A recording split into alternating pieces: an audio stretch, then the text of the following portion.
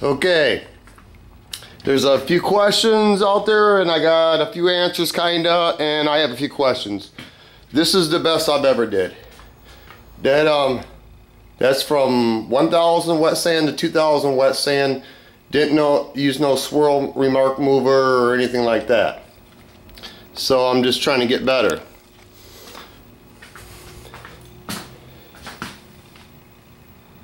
And yes, it is bass boat flake. Not all of it. But anyway, there's a gentleman out there named Greg that he has some questions what cheesecloth is. This is what cheesecloth is.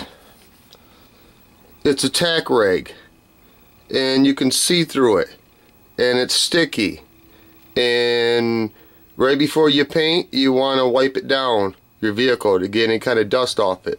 When you buy it, you want to separate. You don't want to leave it folded like that. You want to actually separate the pieces like that, and you want to bunch it up in a ball. Well, let me see if I can get this down pat. And you want to wear gloves because it does got a sticky residue, and you want to drag it. You don't want to push down on it hard. You kind of just wad it in a ball, and you kind of keep flipping it inside out when you're kind of like just dragging it. You got to be careful. Sometimes it can leave a sticky residue. Don't be afraid of it. It's all good. And this is what other guys use, white ball. It's this.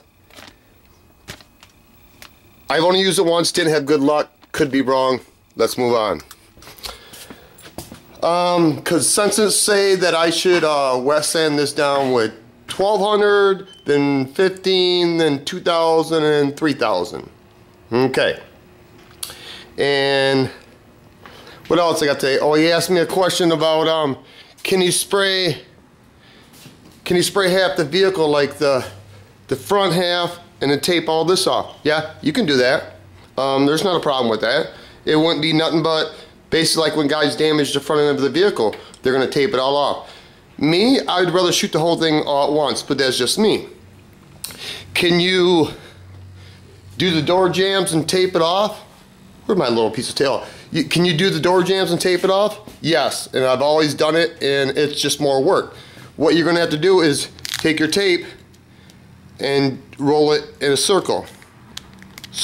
And then say you got this sprayed, and you're going to let it cure, and then you're going to slam the door on this. So no overspray gets in there, because if you don't, overspray is going to get in there, you're going to have to sand that. It still leaves a hard line. I never knew it, but I watched HRP and I learned something new. What he does is, I never could figure out if you sprayed the door jambs and then you did it color, then you have to close it and do color, then how are you going to get it back open? Well, what he did is he just did this. It's a no-brainer. So it won't close. So you can do your color, come out here, do your color, and then pull it back open and do your clear and close it back. I guess it's no different than a gas cap. What was the other questions? Oh, me, if I when I shoot a car, I take the tires off now. I used to cover them up, but I don't like to. I would rather take the tires off and the rims off and put it on jack stands and kind of get it up off the floor a little bit. And I personally, an old school thing is you unhook the positive from the battery, and you take a tow chain and wrap it around the rear end and let it drop on the concrete. It's supposed to ground it. Does it work? I don't know. What I do is, say you're getting ready, say you've done your tack rig, you've done everything, you're getting ready to paint. Okay? I start over here. That's just what I do. And before I paint, what I'll do is, if you get in a hurry, like I do at times, you're gonna make a mistake. What you wanna do is, right before you get ready to paint, whatever pattern you're gonna do, is just trigger the gun with just air and blow it off, just like you're spraying. Just blow it off. Whatever way you're gonna do it. See, I always start on the passenger side. I pushed it and then I pull it back. And I'm just doing it with air. So what that helps me is, is that I've already made a whole pass on the whole vehicle in just air. So it's like a last chance Charlie not to have no dust on it.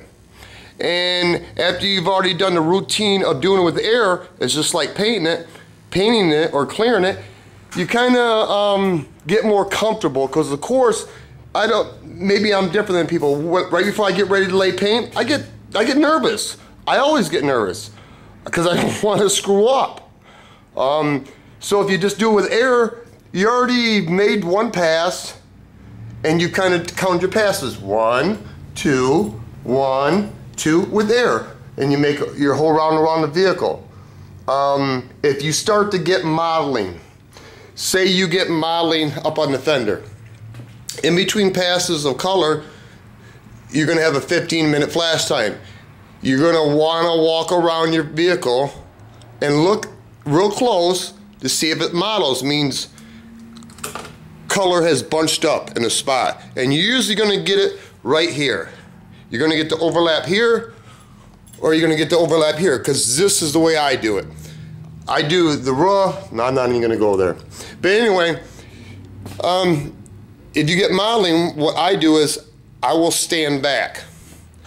And what I'll do is, say you do your 1, 2, 1, 2 pass, and you do your flash time. I know I'm repeating myself, and then you know you've got modeling right here, a stripe. I spray side to side. There's guys, I'm sure, spray up, down. I'm sure this guy does a lot of weight. What I'll do is, if I see there's modeling there, I will step back, and I'll just blow it on kind of all kinds of different directions. Might not make sense, because I saw a metal flake if I see it modeling. I blow it on and I stand back and I dust it. And you're gonna waste a lot of paint, yes, but I want it to settle down. Like pixie dust, man, I guess. Because what you get in your stripe is that you're too close. That's what's gonna happen. And you wanna step back and just blow it on. Better to waste material and have it even than to have model spots. How I shoot a vehicle, this is how I shoot it. I start right here at the passenger side, I always do. I spray this, spray this, spray this, do the roof. And don't be in a hurry, just take your time, because a lot of times when you drag the cord around, you're gonna hit the back of the truck or the front. Then I'll pull it, spray this, I'll spray around the window, I leave the driver's door.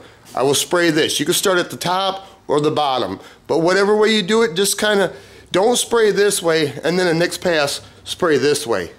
I wouldn't do it. Just be consistent, unless you know. Do this whole side of the fender, come around and do the tailgate. Come on. Do the tailgate and the bumper, and do this side of the truck. Do the door. Okay, then jump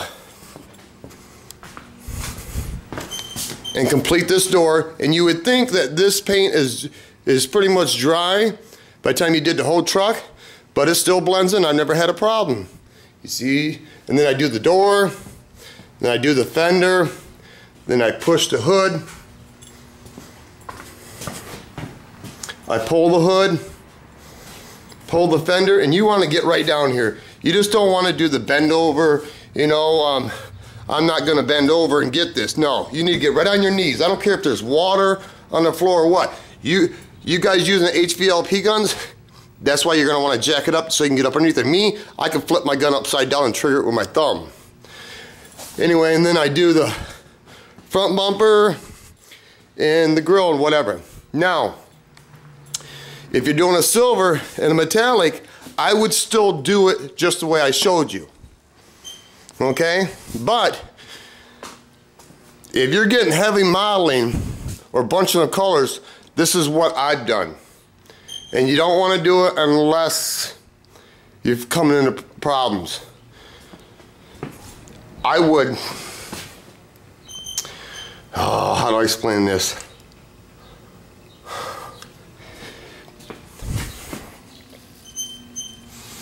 Basically, wherever you see modeling is, and you're usually going to find it here and here, because that's your overlap. Because the way I do it, I come down here and spray, and then it'll overlap, and I trigger air and go back.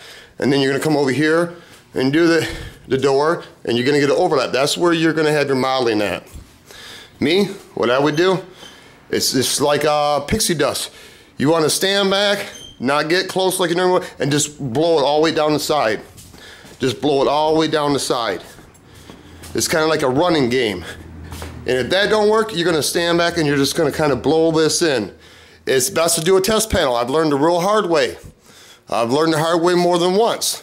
I've never had any schooling. I did take auto body school in 1982, and all I did is smoke weed in the class, okay? That's all I did. So I didn't learn a goddamn thing, and they didn't really want to teach you a goddamn thing either. But there was an old man there that was pretty slick. Some things are just a job to people. I think I pretty much covered everything. Oh, you had asked about taking the doors off and spraying it. Yeah, that's professional. I've never done that. People don't want to. I usually don't even spray door jambs, but I will, because there's so much taping off right here. You got to take the seals off, you got to tape this off, you got to take the inside of the door off, you got to tape the outside of the door off, you got to take the stickers off.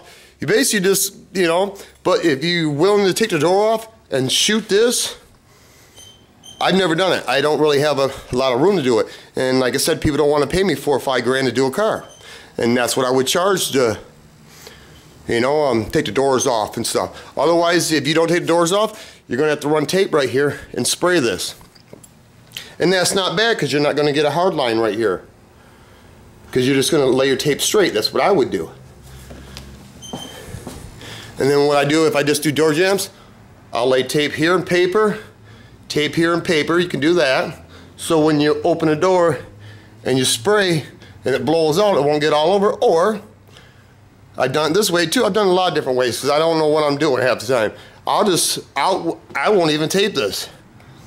I'll just put a piece of tape right here, a 2-inch, and what blows out, I will scuff it again. Because usually, if you're going to spray the door jambs, you're really not going to paint the next day. You can, the exterior of it. But like I said, HRP showed me that. I've never tried this way because I don't feel my garage is wide enough, but opening the door and closing it, I never knew about this latch. Never thought about it. I don't know. Anyway, I'm getting ready to wet sand. Probably won't get I want to do it out here. Oh, you want to see ghetto tarp? Here's ghetto tarp. Let me get my timer. The bike's in here because I got to pull the jug gasket off.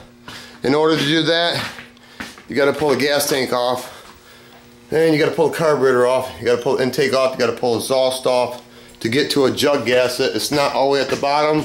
Sure, you're gonna have to buy the whole kit. It's down here. See where, right here where she's wet? Right there? No, that's wrong. You know, anyway, I can ride it like that, but I don't want to, because I don't like oil blowing out, because then it goes over everywhere. Anyway, here's my ghetto tarp. See, it rained again last night. Did it come out as well as I wanted to? Yeah, kinda, I guess. I don't know. It's the best of the ghetto tarps that I've had.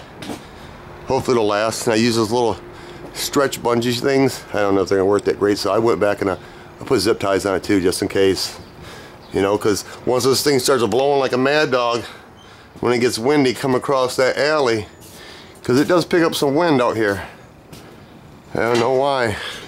Right through there, wind just blows through here. Through those houses too, because they don't have fences. So I zip tied it so I don't start doing the bounce and blowing on down the highway and whatever. Don't you love it, carports? Water just all gets up in there because you're below the grid line. But hey, what are you gonna do? Peace of mind, peace of property, peace is oneself. Life is short. Go on and get your groove on. Oh, you haven't seen my ugly face? Okay.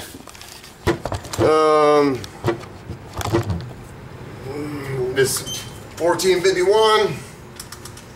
Peace. I still don't know how to edit.